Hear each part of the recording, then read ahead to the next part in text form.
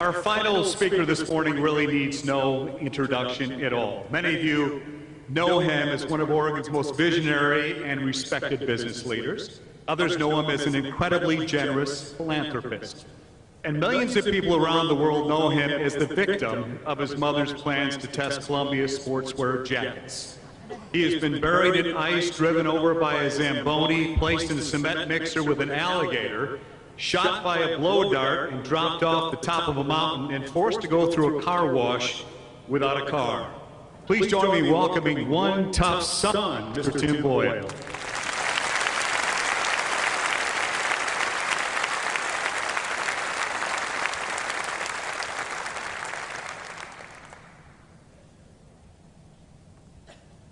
Well, first of all, there have been so many stories about Gert today. And I was preparing my list of top 10s, but I had forgotten one, which Carrie just reminded me of being here. I got a phone call one evening from Carrie who said, "Jesus, Tim, your mom just fell down an escalator at Montgomery Park. She's in a heap and she's refusing to go to the hospital. I'm very concerned about her." I said, "Well, Carrie, I'm in Atlanta right now. Call Sally, you know." She was at work the next day. So, it's a great story. But you know, Gert's life is a true American immigrant story. She escaped the Holocaust, sailed to New York City. She entered the U.S. through Ellis Island, then sailed through the Panama Canal to San Francisco, took the train to Portland.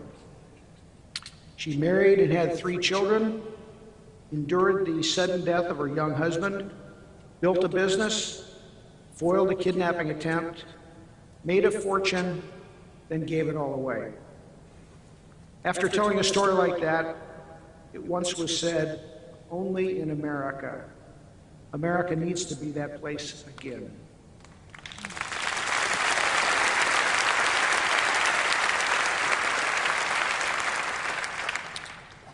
So Gert had an incredible impact. After her passing, our family received literally thousands of letters. Many of them started with, "I never met Gert, but her story inspired me. Her story encouraged me. She told me I could do it."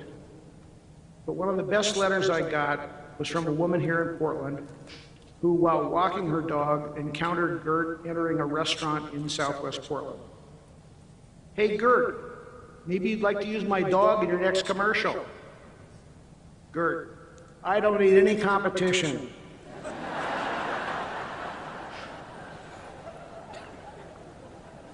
I know Sally and Kathy and myself are frequently asked, okay, how was Gert as a mom? She was not as tough as her pot roast. But growing up, she was always a fighter, always. Anti-Semitic comments or a Holy Cross nun's criticism of one of her children received the same treatment, tough retaliation. After the death of my father, which ironically was 49 years ago yesterday, she threw herself into Columbia, totally ignorant of business, but outwardly supremely confident, which is a bad combination. My sister Sally, my grandmother, my mom and myself dug in, but frankly, we floundered for several years. Fortunately, we had great help in those early years from several people in the building, including Mr. Knight, Ron Nelson, Ed George, and the folks at our ad agency, Borders, Parent, and Norander, who realized there was something uniquely different about a woman running a business, especially a woman like Gert. As the business grew, my mom relished her status as an icon and knew how to use it. She loved being a tough mother. Gert became a savvy businesswoman, a civic leader, a philanthropist, but she was always a mom. As Columbia expanded to be a global public company, we each worked and found our particular areas of expertise, and we focused on our specific duties. Gert's job was being the tough, demanding taskmaster, confirming Columbia's product stood up to her way of thinking, "It's perfect, now make it better." My job was to make sure our products resonated with consumers, were demonstrably different from those that were made by others, and that Columbia's geographic footprint expanded. We really tried to stay out of each other's way. I do remember one specific instance where she forced herself into my area. We were entering the footwear business by launching a new kind of duck boot, one that ultimately became one of our largest selling products. She stormed into a meeting I was hosting and told me in no uncertain terms, "Tim, there's no way you're calling that boot the Mother Ducker."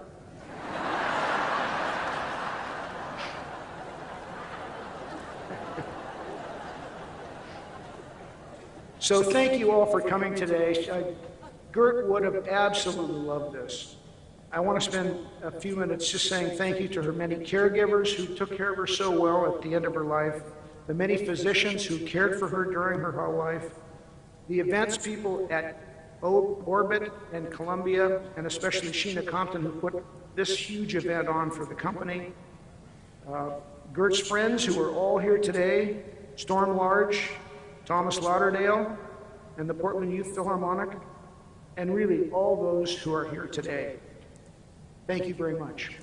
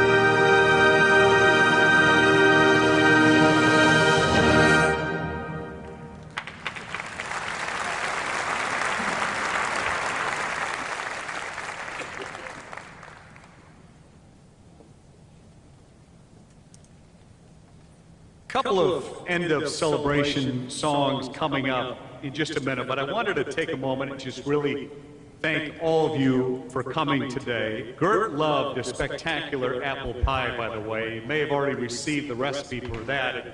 On your way out, you each get a slice of that apple pie. She would have appreciated that very much. In Gert's honor, let's all try and be a little kinder, a little more compassionate, humble.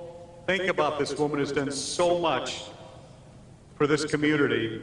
I can tell you that last Christmas Eve, Gert called me, left a voicemail on my phone, just wishing me a Merry Christmas. And this is for all you and your family, and I was just thinking about you on this Christmas Eve.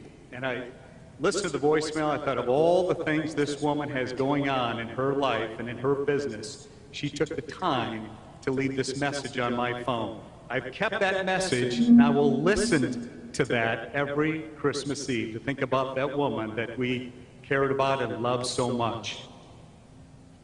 I want to thank you all for coming today. It means a lot to the family that you were all here today to think about and support this incredible woman. At this point, I want to introduce the Chernova Band, and please stay seated if you could for this first song as the family members make their exit and then enjoy the following two songs. In honor of Gert, let's enjoy this day. Thank you very much, everyone.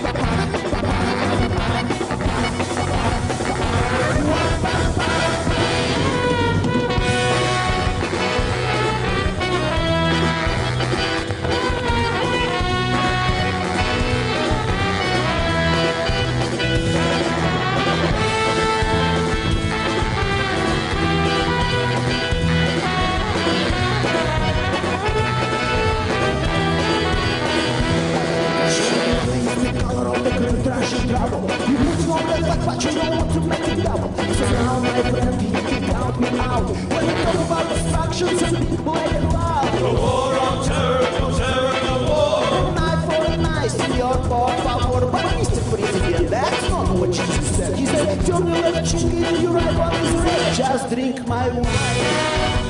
Czerwona wine. Czerwona wine. Czerwona wine. Just drink my wine. Czerwona wine. Czerwona wine. Czerwona wine.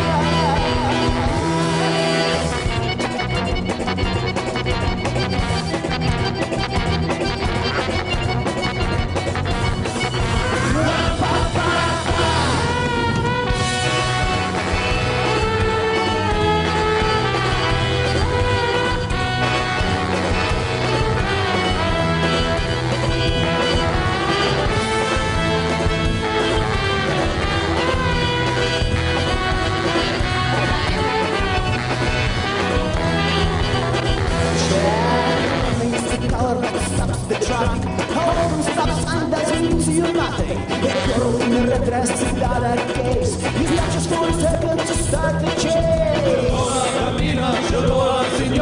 Czerwona dziewczyna, jadrona, madriona. Bella, bellissima, signorita. Would you like to come with me, drink some aquavita? To drink some wine. Czerwona wine. Czerwona wine.